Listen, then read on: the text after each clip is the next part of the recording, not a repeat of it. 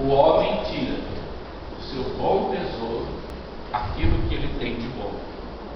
No sentido negativo, normalmente nós fazemos uso de expressões que nos depreciam, que nos desagradam, que nos ferem, que não nos vivificam. Por fim, nós precisamos entender que todo aquele que está mais propenso a falar, está mais propenso a errar. Mas aqui há um dado relevante, que nós sempre nos esquecemos: o poder do silêncio. No silêncio, a verdade. No silêncio, a paz. No silêncio, há razões que a própria razão desconhece. Já ouviram aquele ditado mundano que diz assim: quando dois não querem, entre dois, quando um não quer, eles não brigam? Fruto do poder do silêncio. O silêncio é razão de meditação. O poder do silêncio traz prudência. O poder do silêncio traz calma. Afasta o furor da palavra dura. O poder do silêncio, até o tolo passa por sábio. É isso que nós precisamos entender na vivificação da palavra. Há um efeito negativo que é exatamente contrário àquilo que nós estamos ensinando. Nós estamos falando do uso da língua, mas no uso da língua, um efeito que eu poderia chamá-lo de negativo é o poder do silêncio. Porque o silêncio é totalmente contrário à conduta, ao comportamento humano, ao usar, ao falar, ao dizer. É mais fácil estarmos continuamente falando do que em silêncio. Toda vez que usamos do poder do silêncio, passamos por chatos, passamos por uma pessoa vazia, quando na realidade, espiritualmente falando, nós temos que entender que o silêncio nos refuta, nos dá a característica de sábios. Tá dando para entender?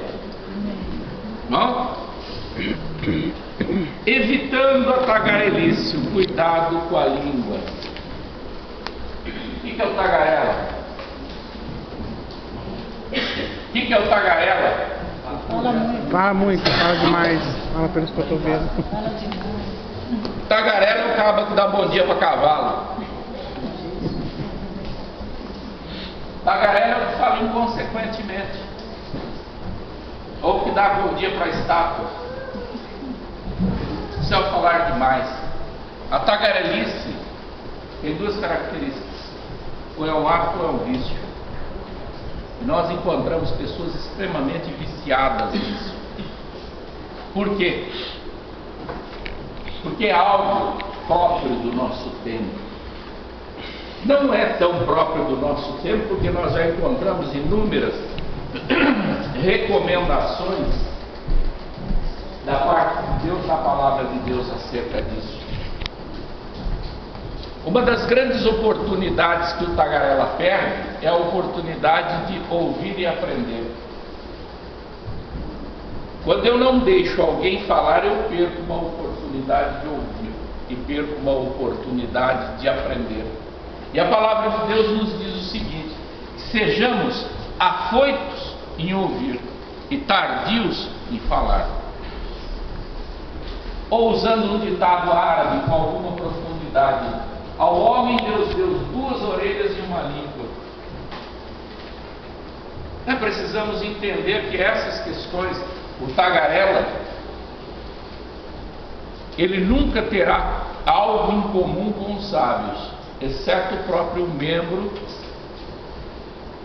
a própria língua, a própria forma de falar, mas nunca em realidade o conteúdo. Qual é o conteúdo? Outro ponto fundamental que nós precisamos entender que ele nunca tem tempo para parar para ouvir e pensar que aquilo que ele fala é desprovido de conteúdo. Isso não sou eu que digo, não. Existem inúmeros eruditos que tratam desse assunto. E eles trazem uma verdade dentro disso quando retratam Provérbios 11 e 13. O que anda praguejando descobre segredos, mas o fiel de espírito encobre o negócio. Então isso prova o vazio da alma daquele que é o tagarela, como diz aqui no texto. É aqueles que falam de maneira imprudente, é aqueles que falam de maneira irrefletida e impensadamente. É difícil estabelecer algo aqui, porque cada um de nós somos um universo, e cada um tem uma maneira de agir ou uma maneira de se comportar. Mas há uma unidade que nós precisamos entender, que essa unidade está no reino de Deus. Somos únicos e temos que buscar dentro dessa unidade uma perfeição. Por isso que nós vivenciamos a transformação, a conversão espiritual, onde buscamos uma forma única de raciocinar, de pensar e de falar. Temos gostos, temos características distintas uns dos outros, mas temos uma unidade onde Deus, através do livre-arbítrio, permite que eu proceda desta ou daquela maneira, mas no nosso conteúdo de falar de maneira correta, segundo a vontade de Deus.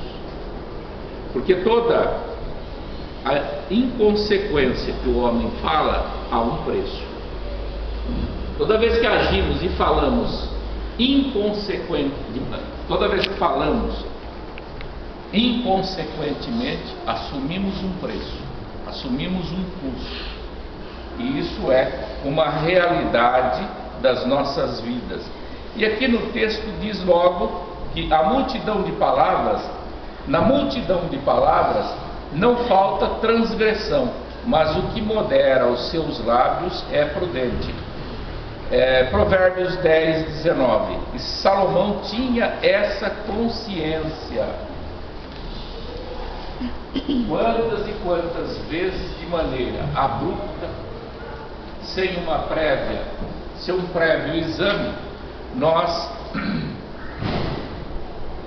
agimos de maneira imprudente. Quando Salomão faz essa expressão, eu já mencionei isso e volto a repetir, quando ele nos dá esses conselhos, nós precisamos observar toda vez que nós vamos falar, fazer com que as nossas palavras se passem, aqui está dito, por 3 portas de ouro. É verdade o que vou dizer? Eu tenho dúvidas ou certeza com aquilo que vou falar? É real? É necessário que eu diga?